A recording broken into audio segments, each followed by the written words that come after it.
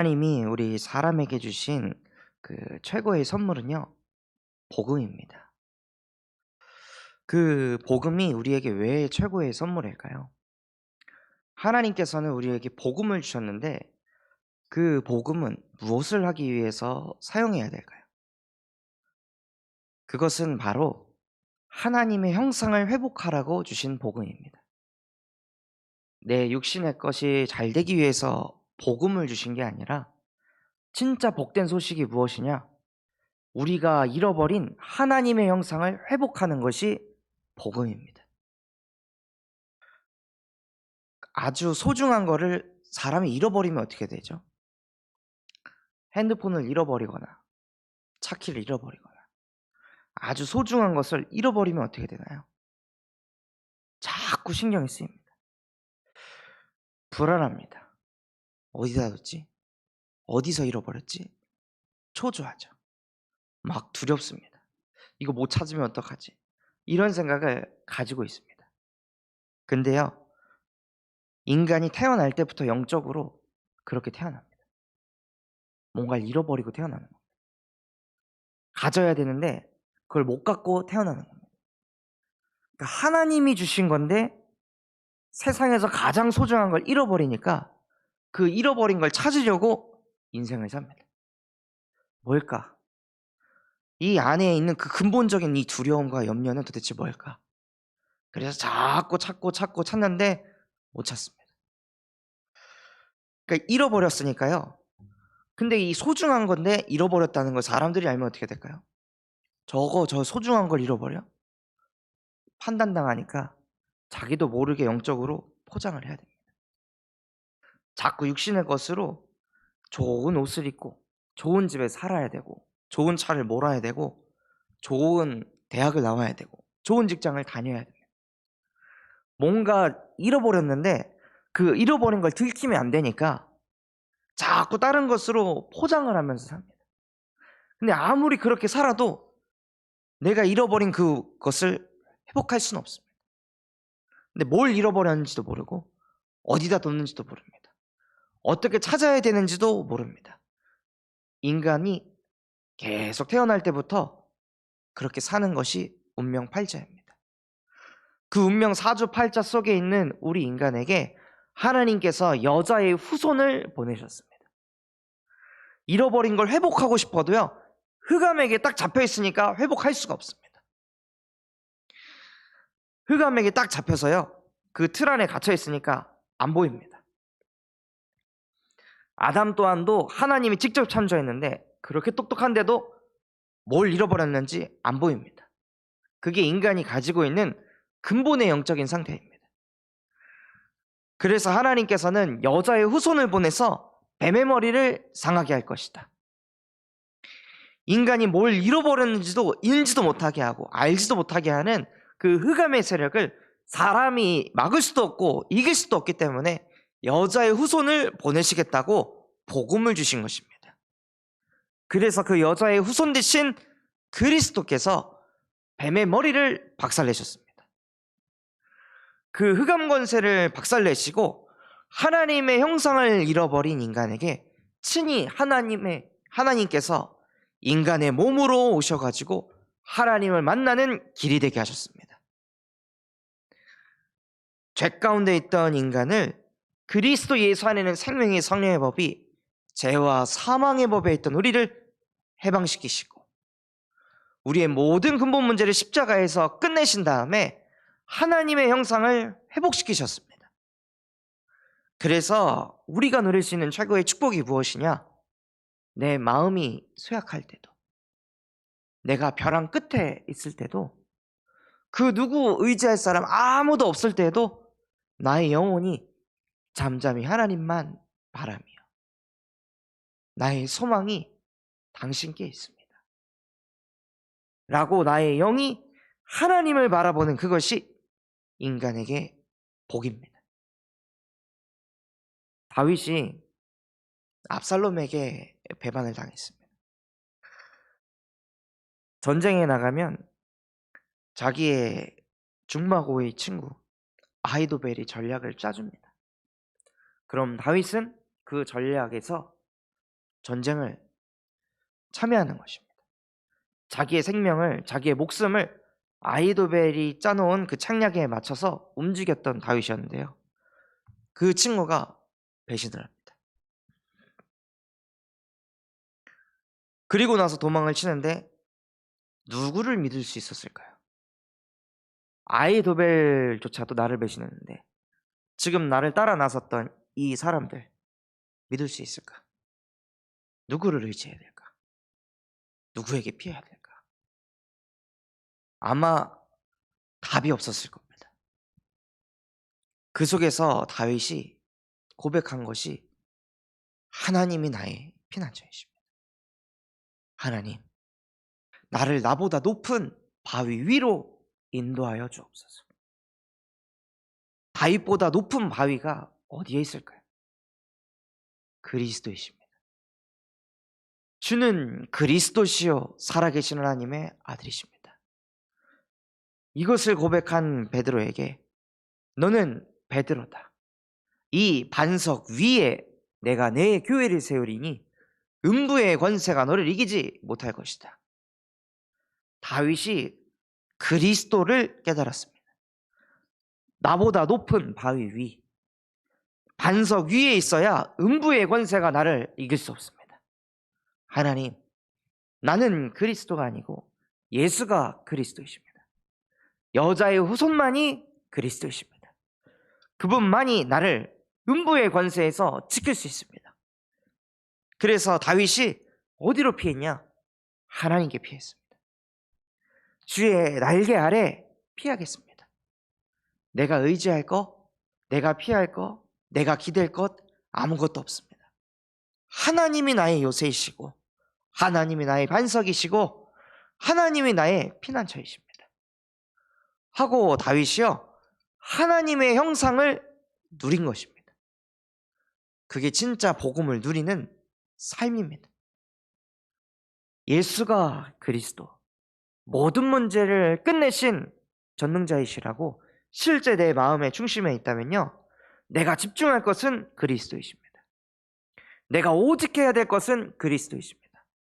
내 마음이 쇠할 때에도, 벼랑 끝에 있을 때에도, 그 누가 나를 위로해 주지 못하는 그 상황 속에서도, 외로움 속에 있을 때에도 그거에 잡혀서 끌려가는 것이 아니라 주는 그리스도시요 살아계신 하나님의 아들이십니다. 그리스도께서 이 나의 외로운 문제, 공허한 문제, 흑암운동 공허를 십자가에서 끝내셨습니다.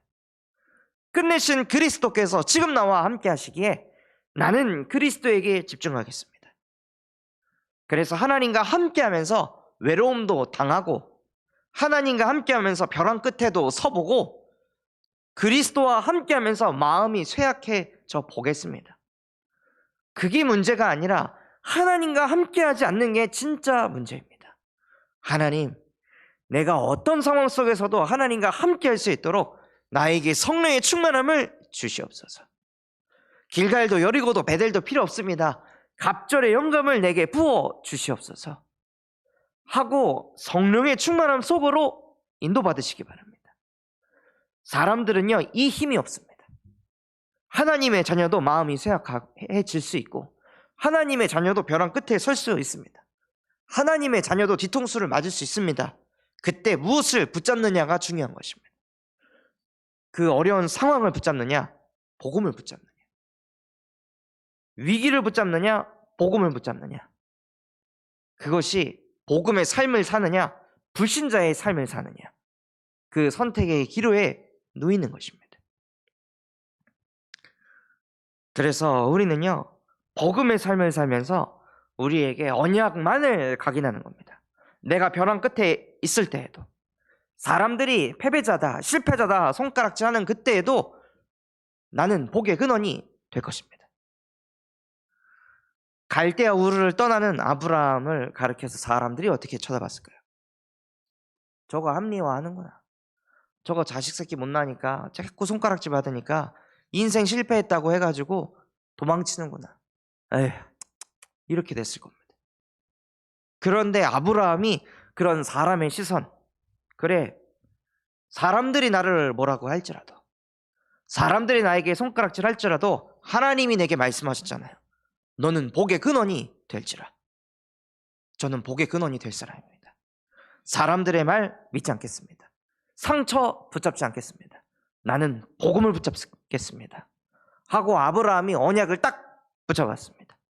그것만을 우리에게 각인시키는 겁니다. 그 증거가 무엇이냐?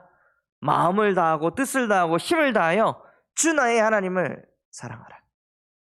왜 사랑하라고 했을까요?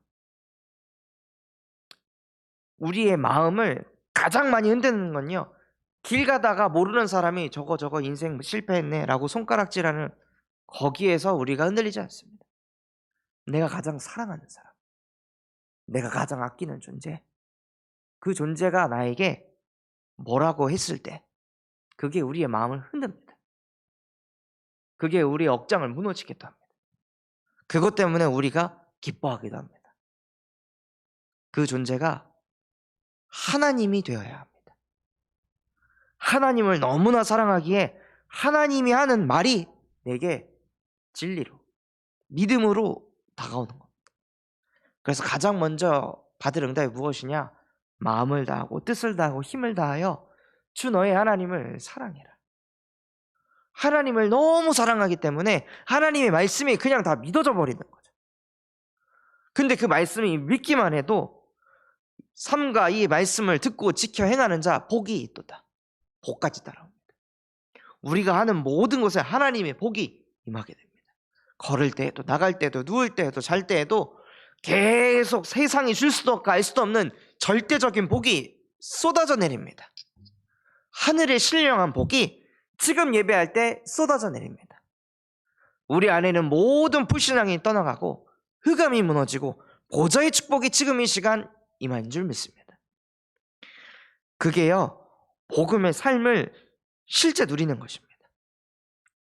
그래서 우리가 그 복음의 말씀을 묵상하면서 뿌리를 내리는데 어떻게 내리냐?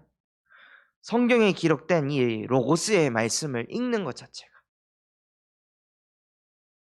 이 말씀이 기록된 것을 읽는 자, 듣는 자, 지키는 자 복이 있도다.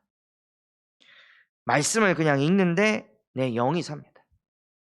나의 영혼아 잠잠히 하나님만 바라라.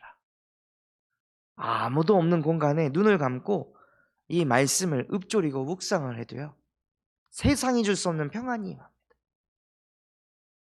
그 말씀을 통해 주신 그 메시지가 캐리그마가 돼서 그 속에서 내게 딱 담긴 말씀, 레마의 말씀을 딱 붙잡는 거죠. 그래서 그 말씀이 저한테도 이렇게 붙잡혀서요, 이번에 유치부, 초등부 운동회 캠프를 했습니다. 근데 그 진행하는 과정 속에서 좀 실수가 있었거든요. 뭔가 주문이 잘못 들어갔다는 얘기를 이렇게 들었습니다. 딱 들었는데 제 머릿속에 도는 게 뭐냐면, 아 그러면 이거 어떡하지 이 돈을? 이런 생각이 먼저 오는 거예요. 아, 이렇게 헌금해 가지고 모인 돈인데 이렇게 실수해서 되나? 막 이런 생각들이 먼저 오니까 그 실수한 사람을 판단하고 싶은 거죠. 막 정죄하고 싶은 겁니다. 그러다가 딱 주시는 생각이, 너는 제자보다 돈이냐? 이런 생각이 딱 치더라고요. 그래서 그거 신경 쓰지 마세요. 그냥 인도 받읍시다 하고 이렇게 내려놨거든요. 그리고 전화를 끊고 걸어가면서 기도를 하는데, 하나님, 돈보다 제자라면 저는 무엇을 해야 되겠습니까? 어떻게 하는 게 이 사람을 살리는 걸까요? 하고 기도하다가, 그럼 네가 당해라. 네가 잘못했다고 하고 네가 실수했다고 말해라. 하고 그런 메시지를 저한테 이렇게 딱 주시더라고요. 그래서 제가 잘못해서 이래 하게 됐습니다. 죄송합니다 하고 이제 카톡방에 글을 딱 올렸는데, 그리고 나서 눈물이 나더라고요. 항상 돈이 중요하고 사람보다 일이 중요했던 내가 복음 집중하고 있으니까 복음의 삶을 살게 하시는 거예요. 돈보다 제자를 선택하게 하시는구나. 그게 저한테 이렇게 부딪히니까요, 막 눈물이 나더라고요. 진짜 나밖에 모르고 돈밖에 모르고 일밖에 몰랐던 나를 그저 복음에 조금 집중했을 뿐인데 이런 나를 하나님이 치유하셔서 강단의 말씀이 성취되게 하시는, 하나님 감사합니다 하고 다른 기도가 나오더라고요. 그래서 진짜 저희가 복음 집중하잖아요. 그러면 사람을 보는 눈이 바뀝니다. 하나님은 우리의 존재 자체를 소중히 여기십니다. 실수 안 하는 사람을 소중히 여기는 게 아니라요, 잘하는 사람을 소중히 여기는 게 아니라, 외모가 반반한 사람을 소중히 여기는 게 아니라 그 존재 자체를, 하나님의 형상 그 자체를 소중히 여기십니다. 그럼 우리도 사람을 볼 때 눈이 뒤집어져야 됩니다. 저 영혼 존재 자체가 소중한데 저 형상을 잃어버리니까 저렇게 사는구나. 저 형상을 못 찾아가지고 늘 저렇게 불안하고 염려하고 자꾸 이 가진 척하면서 살아야 되는구나. 잘난 척을 해야만 되는구나 하고 사람을 볼 때요, 눈이 바뀝니다. 그 눈이 바뀌어야 전도가 시작되는 겁니다. 나는 전도가 왜 안 되지? 제가 하는 사역하는 이 친구한테 물어봤어요. 너는 여자친구가 고민을 얘기하면 어떻게 하냐? 안 본대요, 카톡을. 그리고 친구들이 막 고민하면 카톡방에서 나가버린대요. 그리고 나서 이제 몇 시간 지난 다음에 해결됐냐? 이렇게 얘기한다고 하더라고요. 이 자식 전도 안 되는 이유가 여기구나. 다락방 운동 하고 싶다고 하고 전도 운동 하고 싶다고 하는데 다른 사람의 고민 하나도 들어주지 못하는 저 영적 상태, 다른 사람의 힘듦조차도 듣지 못하는 저 나중심 이기주의, 저기에 복음이 들어가지 않고 있구나. 이 친구가 가지고 있는 복음은 요 정도구나. 그래서 앞으로 메시지를 좀 이렇게 줘야겠다. 그러니까 많은 사람들이요, 복음 하면서 결국에 내가 제일 힘들어, 나도 아파, 나도 외로워, 나도 어려워, 이 나라는 틀에서 벗어나지 못하고 있습니다. 그래서 우리만큼이라도 하나님께 집중해서요, 그 나중심 속에서 해방받고 하나님이 나와 함께 하시기에 하나님이 이 사람의 고민을 듣게 하시고 하나님이 이 사람에게 맞는 답을 하실 것이다 라고 진짜 복음 누림 속으로 들어가시기 바랍니다. 그래서 모든 사명을요, 내 힘으로 하는 게 아닙니다. 하나님의 은혜로 하는 것입니다. 내가 하는 게 아니라 하나님이 하시고 하나님이 역사하실 것입니다. 그래서 응답을 받아도 내가 받는 게 아니라 하나님 영광 받아 주시옵소서. 내가 잘한 것이 아니라 하나님이 잘하셨습니다. 내가 수고한 것이 아니라 하나님이 수고하셨습니다. 그러니 모든 영광을 하나님께 드립니다. 하나님 기쁘시죠?